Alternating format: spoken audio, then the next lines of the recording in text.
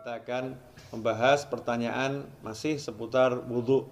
Ini ada pertanyaan dari teman-teman tentang bagaimana hukumnya wudhu di kamar mandi atau wudhu di toilet. Karena tidak semua orang punya ruangan khusus untuk wudhu. Dan memang anehnya kita ini ya. Kita ini kalau bangun rumah ada ruangan untuk mandi, ada ruangan untuk masak, ada ruangan untuk tidur, ada ruangan untuk ngopi. Tapi untuk ibadah yang paling penting sholat, musola enggak ada. Kemudian fasilitas untuk sholat, wudhu juga tidak disediakan khusus. Ini kita kelemahannya. Menyikapi hal itu, maka timbul pertanyaan, kalau wudhunya tidak di ruangan khusus, ya tidak di ruangan khusus untuk wudhu atau enggak punya padasan. Kalau orang Jawa dulu punya padasan ya, gentong yang ada lubangnya di bawah, taruh di halaman untuk minum atau untuk wudhu. Kalau enggak punya seperti itu, adanya kamar mandi, adanya toilet, atau ketika di mall atau di pasar, wudhunya tidak di tempat khusus wudhu, tidak di luar ruangan, tapi di dalam toilet, di dalam kamar mandi, atau di dalam WC kalau bahasa umumnya ya. Kira-kira seperti apa? Sah enggak wudhunya? Kalau ditanya wudhunya sah atau tidak, maka wudhunya sah kalau memang syarat-syarat sahnya wudhu dipenuhi, kemudian hal-hal yang membatalkan wudhu tidak dilakukan, wudhunya sah-sah saja. Tetapi timbul masalah, orang wudhu itu ada sunnah-sunnah dan ada adab. Di antara sunnah-sunnahnya adalah membaca Bismillahirrahmanirrahim di awal wudhu seperti yang sudah dijelaskan. Kemudian nanti ada doa setelah wudhu. Dan ada adab-adab yang diajarkan oleh para ulama. Ada ulama-ulama yang menyusun doa-doa ketika basuh wajah, doa ketika berkumur, doa ketika membasuh tangan, doa ketika membasuh kaki, seperti yang dijelaskan oleh Imam Ghazali dalam kitabnya Bidayatul Hidayah. Jadi memang doa-doa itu tidak diajarkan Rasulullah SAW, tapi orang diajarkan untuk berdoa kapanpun ya. Apalagi kalau doa ini dari para ulama.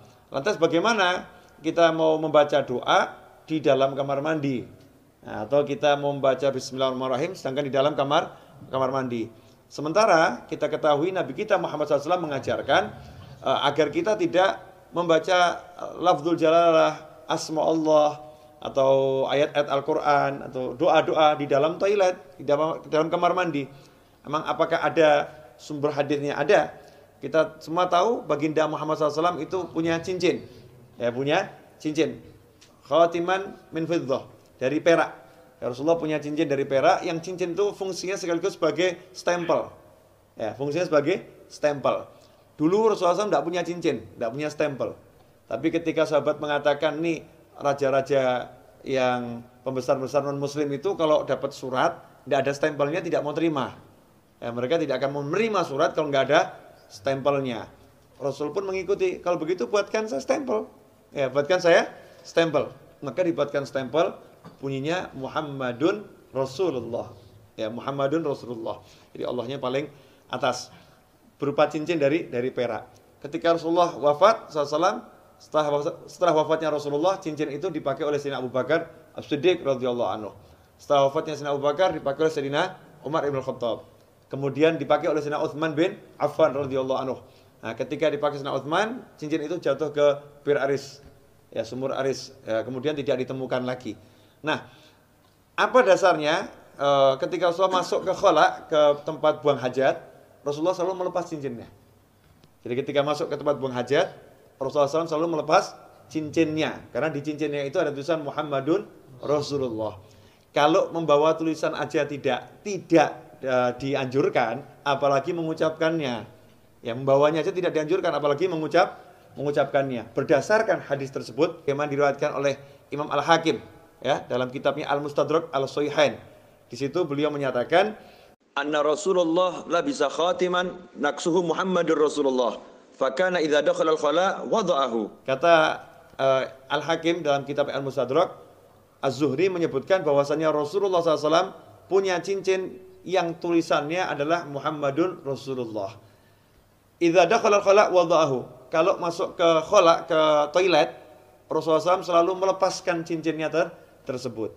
Hadits ini sahih menurut syarat Imam Bukhari dan Muslim, tapi tidak dicantumkan dalam kitab hadis Bukhari maupun Muslim. Maka ditulis oleh Al-Hakim dalam kitabnya Al-Mustadrak yang disusulkan, ya hadis-hadis yang diusulkan. Sebetulnya menurut Bukhari dan Muslim sahih, tetapi belum atau tidak dicantumkan dalam kitab Bukhari maupun kitab Muslim.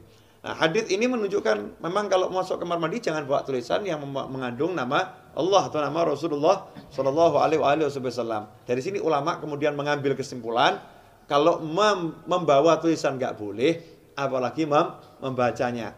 Bukan haram ya, tidak boleh dalam arti tidak beradab atau kurang sopan. Karena itu seyogyanya jangan berwudu di toilet, seyogyanya. Cari tempat wudu yang memang betul-betul untuk wudu. Kalau tidak adanya toilet, barulah silahkan wudu di toilet atau di kamar mandi atau di WC. Tapi kalau wudu di kamar mandi, toilet atau WC, jaga adabnya. Apa adabnya itu?